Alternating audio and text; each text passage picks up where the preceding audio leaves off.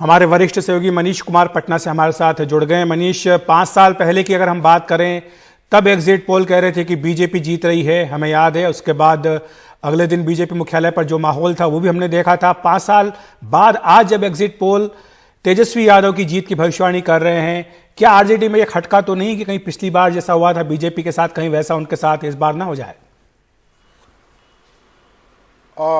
अखिलेश, 5 साल पहले एक और घटना हुई थी कि जिस कंपनी ने जिन्होंने एक्सिस ने जिन्होंने अपना रेपुटेशन सबसे सही प्रेडिक्शन करने का बनाया है पिछले 5 सालों के दौरान, उस समय जिस चैनल के लिए काम कर रहे थे उस चैनल ने, चूंकि उनके फाइंडिंग्स में नीतीश कुमार की सरकार बन रही थी, उन्होंने कुछ 171 सीटों की भविष्यवाणी की थी, तो उनके नंबर्स को नहीं दिखाया गया था। उसके बाद उन्होंने, अगर आपको याद हो तो, ट्वीट करके अपने नंबर पब्लिक किए थे।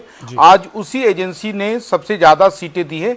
और लेकिन 5 साल पहले और 5 साल बाद में एक आप देखेंगे कि एक बड़ा डिफरेंस ये है कि जितने भी एग्जिट पोल हैं सबने महागठबंधन को बढ़त दी है।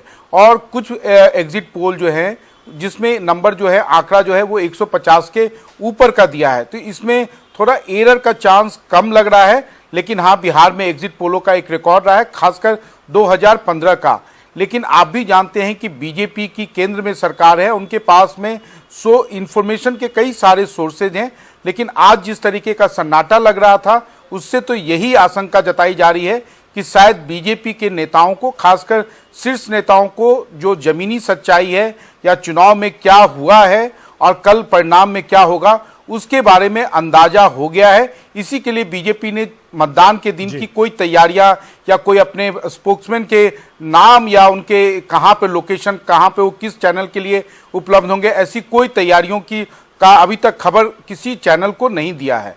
अखिलेश, मनीष, तेजस्वी का आज जन्मदिन भी था। हमने देखा कि आज देश भर में विपक्षी पार्टियों के नेताओं ने उनको बधाई दी है, शुभकामनाएं व्यक्त की है कल के लिए।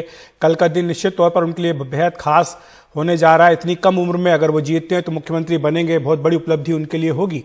तो ऐसे में बिहार की सियासत को आप क्या रूप लेते हुए देखते हैं? क्या ये मान करके चला जाए कि कल अगर आरजेडी जीतती है तो बिहार में नई पीढ़ी जो है उसके आगमन का ऐलान ही हो जाएगा कि किस तरह से वो अब जो है सेंट्रल स्टेज पर आ रहे हैं, और नीतीश कुमार हों चाहे सुशील मोदी हों, अब ये फिर पृष्ठभूमि में चले जाएंगे? निश्चित रूप से देखिए, अगर तेजस्वी जीतेंगे तो उसमें एक युवा नेता की जो सबसे बड़ा कंट्रीब्यूशन होगा वो है चिराग पासवान। चिराग पासवान ने, अगर इस चुनाव में एनडीए की हवा खराब हुई तो उसमें चिराग पासवान का बहुत बड़ी उनकी भूमिका रही है। खासकर उन्होंने जिस प्रकार से 138 उम्मीदवार उतारे, और हमने देखा है जिस दिन मतदान हुआ है तो जनता दल यूनाइटेड के जहां भी लोक जनशक्ति पार्टी के स्ट्रांग कैंडिडेट थे वहां पर जनता दल यूनाइटेड के उम्मीदवारों की हार तय मानी जा रही थी। और इसका सीधा फायदा जो है अखिलेश, आरजेडी या महागठबंधन के अन्य दलों के नेताओं को हो रहा था। जहां तक तेजस्वी यादव का सवाल है तो तेजस्वी यादव की ये जो जीत है ये कुछ मिथक तोड़ेगी। अभी तक क्या बिहार की राजनीति के बारे में एक मिथ था, जो अगर कल के परिणाम के ऊपर ये डिपेंड करता है कि अगर दो त्रिकोणीय यहाँ पर चुनाव होता है, त्रिकोण है, अगर इसमें से 2 लोग साथ हो जाएं, लालू, नीतीश और भाजपा में अगर 2 साथ हो जाए तो तीसरी की हार तय होगी।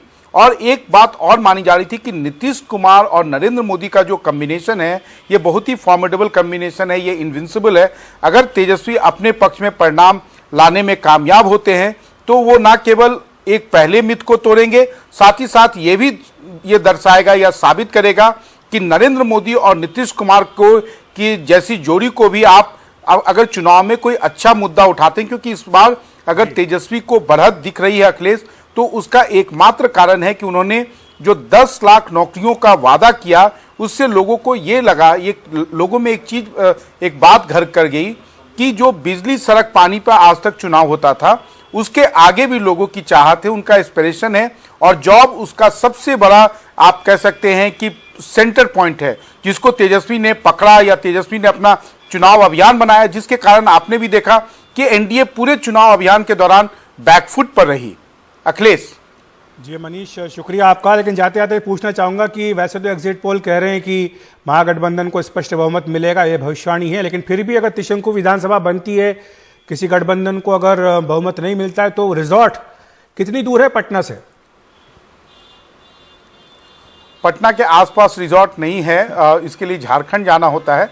लेकिन हाँ, अभी आप जानते हैं कि जब बात वैसी होगी तो किसी भी दिन जो है एनडीए को काफ़ी एक तरह से संसाधन से वो ज़्यादा रिसोर्सफुल है। ऐसे में उनको जरूर निश्चित रूप से उनको एक एज है।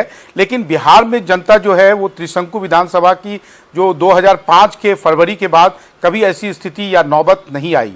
अखिलेश, बहुत बहुत शुक्रिया मनीष आपका इस तमाम जानकारी का।